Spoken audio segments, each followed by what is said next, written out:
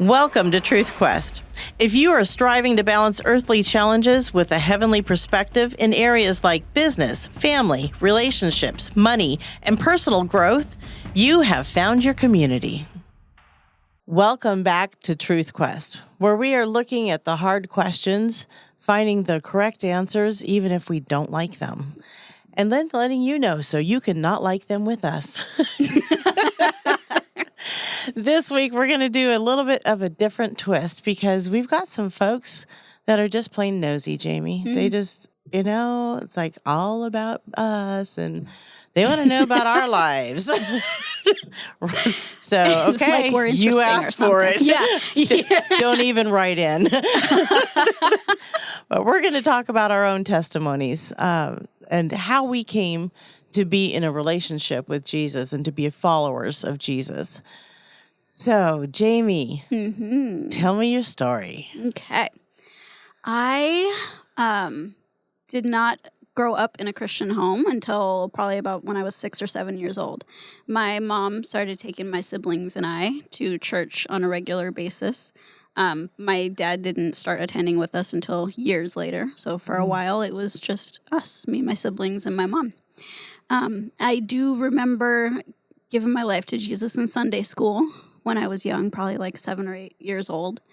But I didn't have just a big turning point moment where it just clicked for me until I was about a teenager. I was 14 years old. And I have a very extensive medical history. I was just born with a lot of issues and was in the hospital almost my whole childhood, just a lot of growing up in and out of the hospital and surgeries.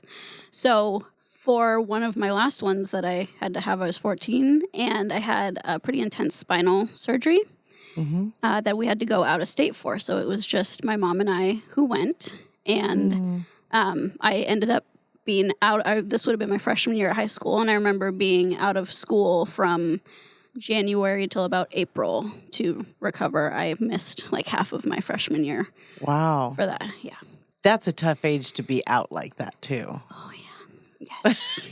Lots of trauma healing has been happening and walking through about that. Yeah. I bet. But for that surgery, when we were out of state, it went well, and I was in recovery. And when you're in recovery from a surgery, you're in and out of consciousness. And one of the times that I had woken up, my mom, she was always there. And one time I woken up and she wasn't in the hospital room. I'm guessing she had gone to get food for the first time that day, or just she might have actually take had more to than pee. 3 steps. Sometimes we do that as moms. Exactly. Keep herself alive. But yeah, so I woke up and it was just me. And I just remember the feeling of physically I could not do anything. I couldn't move really hardly anything because of what I had done. I could move from like my elbows down, but that was just kind of it. And I remember laying there and just thinking like, there's no way that I come out on the other side of this. There's no way this is going to get better. This is way too much. And it was just such an overwhelming feeling of dread, I think is probably the best way to describe it. And I just remember just crying and just saying like, I can't, there's no way I can do this. I can't do this. I can't do this by myself. And when I said that, I heard what to me was an audible response. And God just said, I didn't ask you to. Oh. I didn't ask you to. You don't have to do that by yourself. And the amount of just physical, emotional, psychological peace that washed over me in that moment was something I don't think I've ever experienced that again, quite like that. But just in that moment, I just felt like, okay, there's continuing after this. There is like hope and joy and like better things come after this. And I am going to get through whatever this is because I don't have to do it by myself. And I won't spend a second of this by myself. And that, the amount of reassurance and peace that transcended understanding, because it made absolutely no sense, that is so hard to describe. I'm trying to do my best to do I it. know, right? There's That's just right. really no way to put that into words. But that moment, that was it for me. I will never forget that. And I just viewed the dynamic of my relationship with Jesus in a very different light than I had before. It wasn't Right. so much what I wanted. It was more, what do I need from him? Mm-hmm. Not what can I go get for myself, if you will. Right. It's like it's a pivotal moment because you believed in Jesus. Yes. Yeah. You know, you had heard about Jesus, you accepted him. So there's that moment of believing and following. I mean, stepping into that relationship. Yeah. For the good and the bad, I think. Yeah. Because I think That's a maybe good point. before that, I was really only addressing the good and the part that I wanted to and avoiding the part that felt uncomfortable in whatever way that looked like. So I think after that, I was just like, if you are willing to do that for me, I can at least try whatever it is for you. I can at least try. Yeah. And that's why I'm here today, sitting here with you. I'm trying. I know it. Exactly. And guess what? He's rewarding it. And it's good. And I That's right. feel okay about it. And I can set my anxiety down and know that I can pick up some peace in return Yeah. every time. Well, there is no denying anyone that knows you. There's no denying that you are definitely a follower of Jesus today. Thank you. So, Thank you. it is a joy to watch. It's a joy to be a part of, and it's a joy to walk beside. So thank you for that privilege.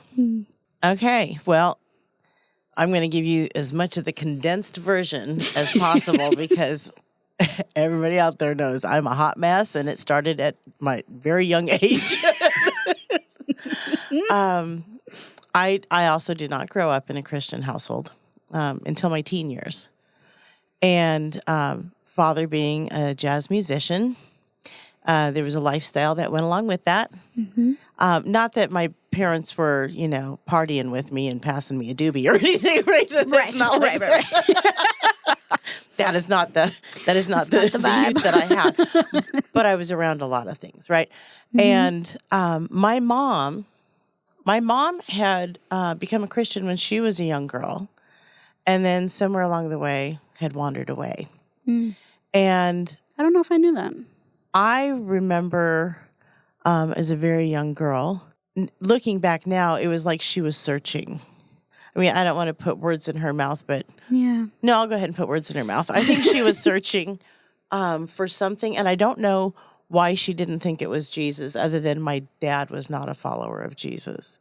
And so, and the world was noisy. The world was like, no, do this, do this, do this. Yeah. So I remember, like, she was an astrologist.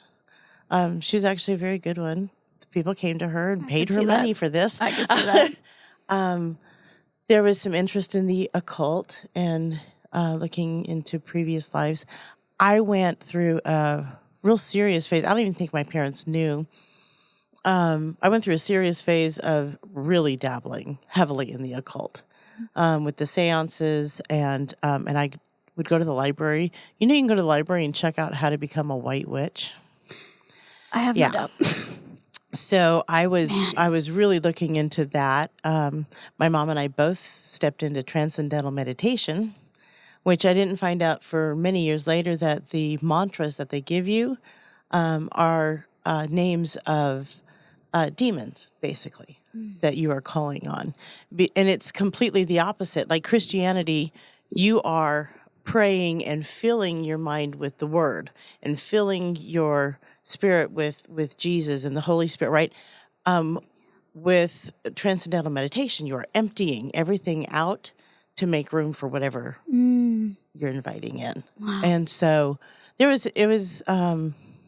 was pulled out of, when God called me, He pulled me out of a really bad path that I was going down.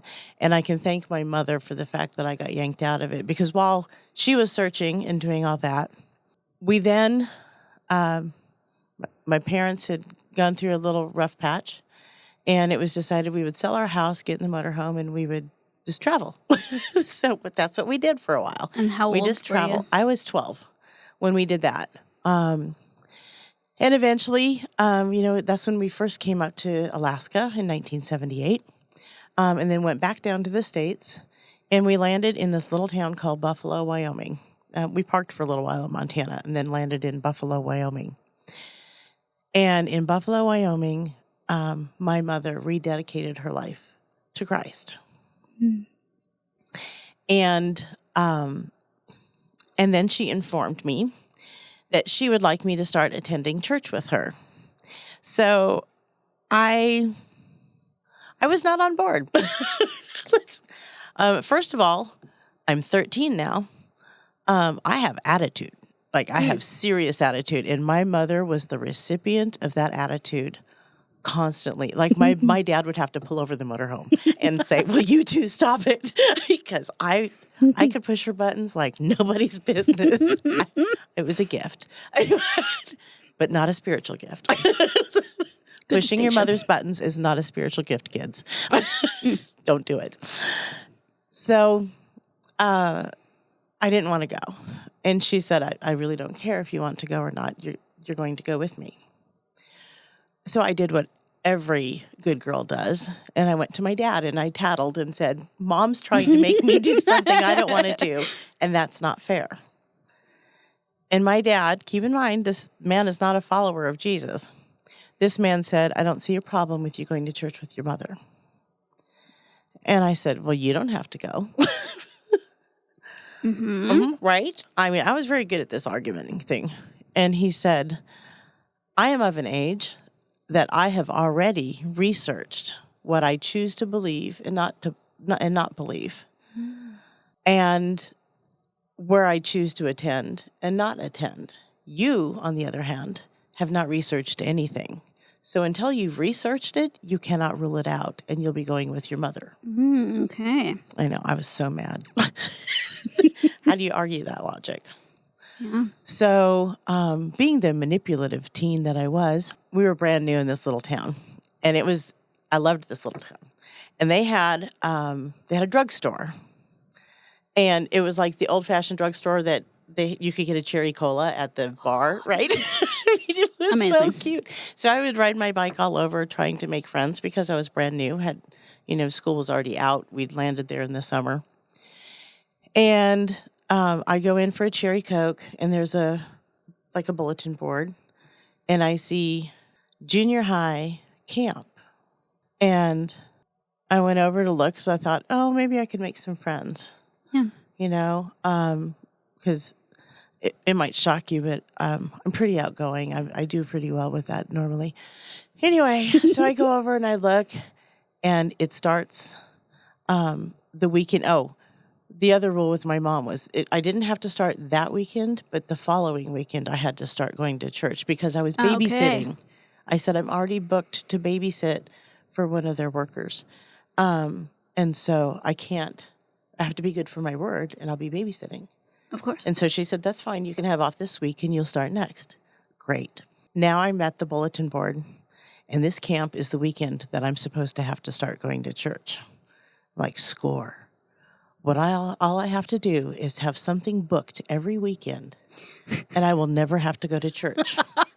So I pulled this is back when they would cut the little tabs in the bottom. Yes. So I just pulled the little tab with the information, and I go home, and I said, can I go to a junior high camp so I can try to make friends before school? And my dad said, well, that sounds like a good idea. It's a good place to meet some friends. And my mom said, when is it? And I said, it starts next weekend. And she said, weren't you going to start going to church with me next weekend? And being the perfect submissive child that I am, I rolled my eyes really loud. And I said, oh, that sounds like a brilliant idea, because church will never be there again. Whereas I could make friends every day. And a little sarcasm in my voice. So anyway, my dad said maybe it wouldn't hurt for her to miss one more week. It would be good for her to have friends. And so she agreed. So I've won. I've got another week reprieve, and I'm thinking I can do this week after week after week. I'm good. You're on a roll. I am on a roll, already. right? That's it. 2 down. I can do this forever. And I go and I get all my stuff and, get my sleeping bag and all my stuff packed. And we show up to, it's actually, they picked us up in front of I think it was in front of the drugstore. And there's all these kids my age. And my MO was I will go to the back of the bus and then I watch. Because I need to see who I want to associate with because I'm kind of snobby. Yes, that was me.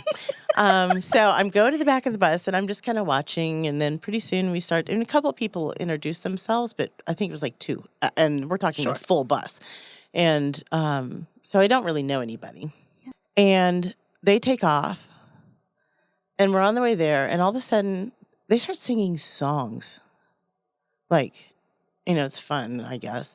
And, you're talking to a girl that grew up in casino songs, right? Like, if they didn't sing it at the casino, I don't know it.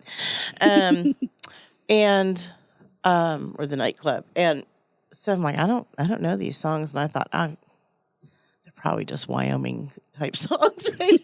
It just must be the area because I traveled enough to think that just about everything is cultural. So I'm like, yeah, okay, that's what they...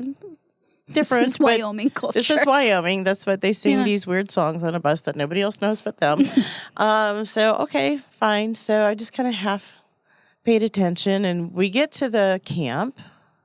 They give us our cabin assignments. And I go in and I pick out my cot.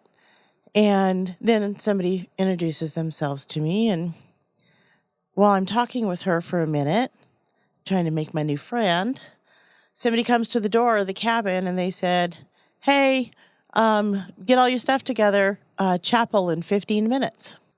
Oh. And I'm like, what do they have in 15 minutes? And she said, chapel. And I go, was that a Wyoming thing? I mean, I've never been to church. I don't know this stuff. And she said, no, chapel, like Sunday school. And I'm just giving her a deer in the headlights. And she said, church? And I'm like, you have to go to church at camp? And she said, well, she goes, it's more like Sunday school. It's or youth group. I'm like, what youth group? And she said, don't worry about it. Just bring your Bible and come to chapel. And I'm like, I don't own a Bible. And she said, that's okay. They have extras. So where did you find yourself? Right? It is so true. It is so true. And I'm going to touch on that. Yes, here it is. I'm running away from church and I land in this chapel. So I go down to the chapel and I hear my first sermon. And it was a great speaker. And he, I will never forget, he was preaching on Jonah. Mm-hmm. And I've never heard these Bible stories, right? This is brand new to me. And so I'm listening to this story about a dude who God talks to and tells him to do something, but he runs another direction. Mm-hmm.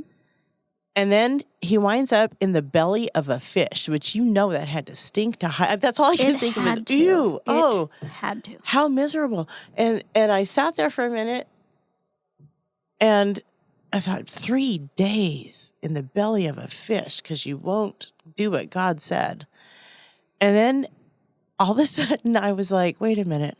Friday, Saturday, Sunday. Oh my gosh, this is my fish.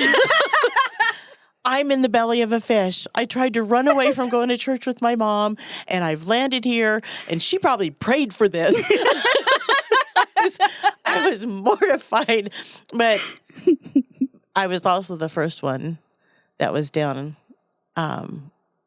committing my life to Jesus when he was done preaching. So I met Jesus when I got on the wrong bus. Man, I love that. And he was driving that bus. He was driving it. It's like, okay, yeah, little girl, hop on this bus. Let me show you how not to go to church, because now you don't get to go to church. You're going to walk with me. Oh, I love that. Run if you want. Run if you want. You'll be in the belly of a fish. All right. There you have it.